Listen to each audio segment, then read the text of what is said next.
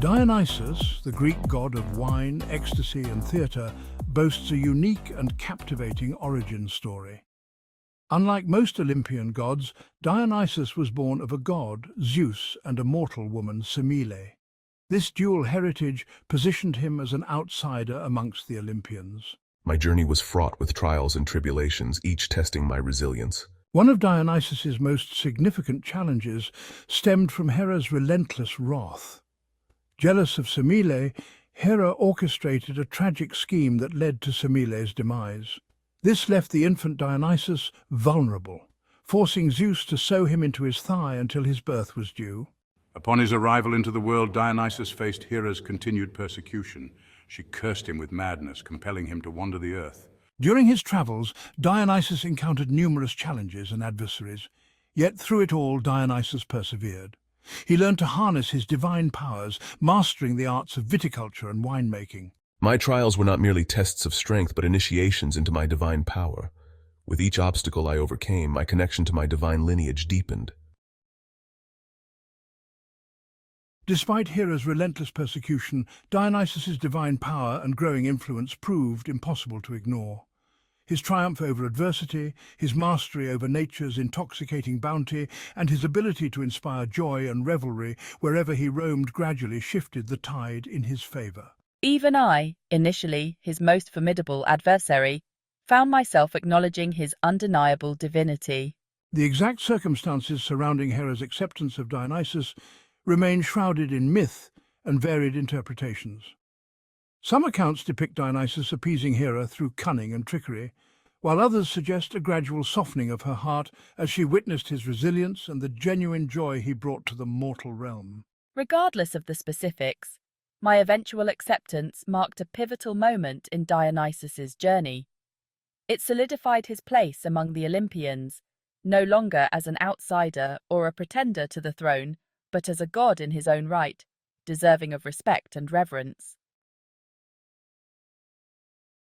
With his place among the Olympians secured, Dionysus embarked on a perilous quest to the underworld to retrieve his mortal mother, Semele.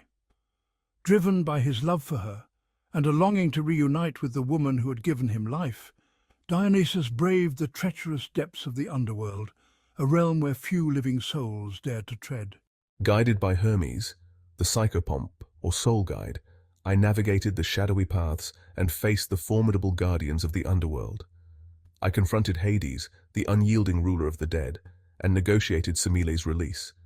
Impressed by Dionysus's determination and the depth of his love for his mother, Hades agreed to release Semele. However, there was a condition. Semele, having glimpsed the full extent of Zeus's divine power, was consumed by its intensity and perished. To return to the world of the living, she needed a new identity, one capable of withstanding the overwhelming presence of the divine. It also paved the way for his marriage to Ariadne, a mortal princess who had aided the hero Theseus in navigating the labyrinth of the Minotaur. Freed from the underworld, Semele, now reborn as the goddess Thyone, ascended to Mount Olympus with her son. This victory solidified Dionysus's position as a powerful and compassionate deity capable of navigating the realms of both the living and the dead. Abandoned by Theseus on the island of Naxos, I found solace in Dionysus's love. Our union, a testament to his compassion and his ability to find beauty even in the face of adversity, was celebrated with great festivity and joy. Ariadne, elevated to godhood by Zeus, became Dionysus's consort.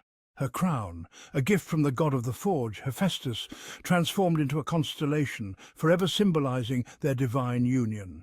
The marriage of Ariadne and I represents the fusion of the divine and the mortal, embodying the transformative power of love and the acceptance of joy and celebration in a world often marked by hardship and sorrow.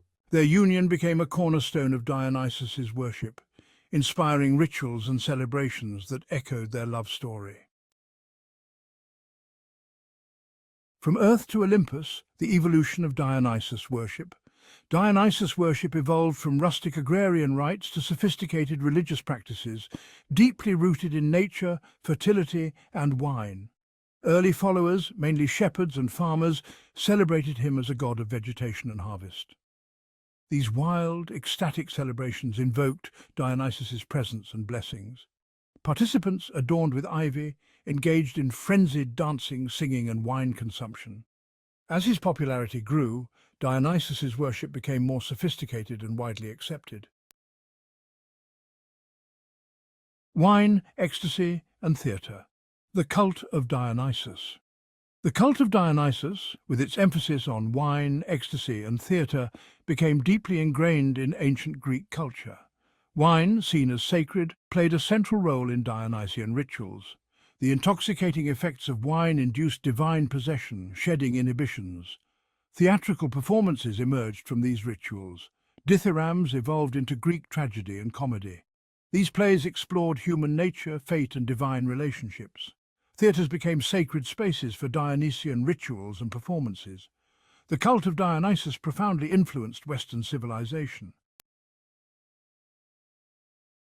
Alongside the public celebrations and theatrical performances, a more secretive and mystical aspect of Dionysus worship emerged, known as the Orphic Mysteries.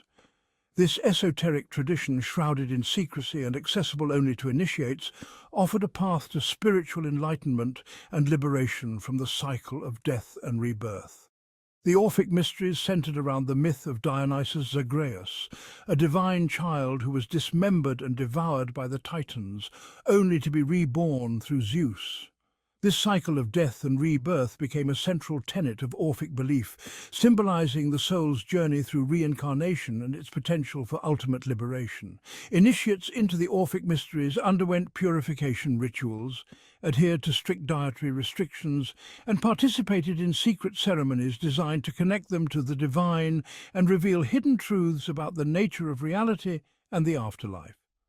The Orphic tradition, with its emphasis on the soul's immortality and the possibility of transcendence, exerted a profound influence on Greek philosophy, religion, and literature, offering an alternative perspective on life, death, and the mysteries of the cosmos. The myths and legends surrounding Dionysus continue to captivate and inspire, his image and symbolism woven into the fabric of Western art, literature, and popular culture.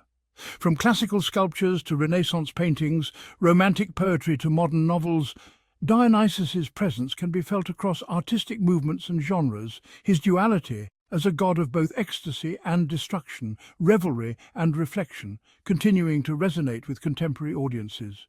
The enduring appeal of Dionysus lies in his embodiment of the paradoxical nature of human experience.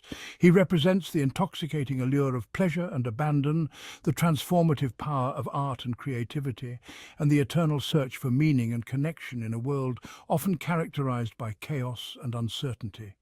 His story serves as a reminder of the importance of embracing life's fullness, acknowledging both its light and shadow, its joys and sorrows, and finding beauty and meaning even in the face of adversity. Dionysus's journey from a marginalized demigod to a revered Olympian god stands as a testament to his resilience, his mastery over the forces of nature, and his profound influence on the human spirit.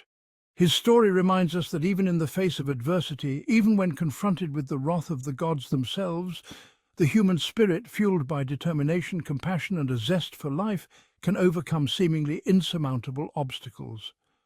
As we delve deeper into the rich tapestry of Greek mythology, we will encounter Dionysus again and again, his presence woven into the narratives of other gods and heroes, his influence shaping the course of events, both epic and intimate.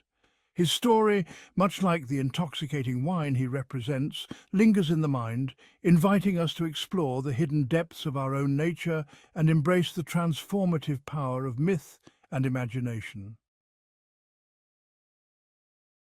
Our journey through the captivating realm of Greek mythology continues.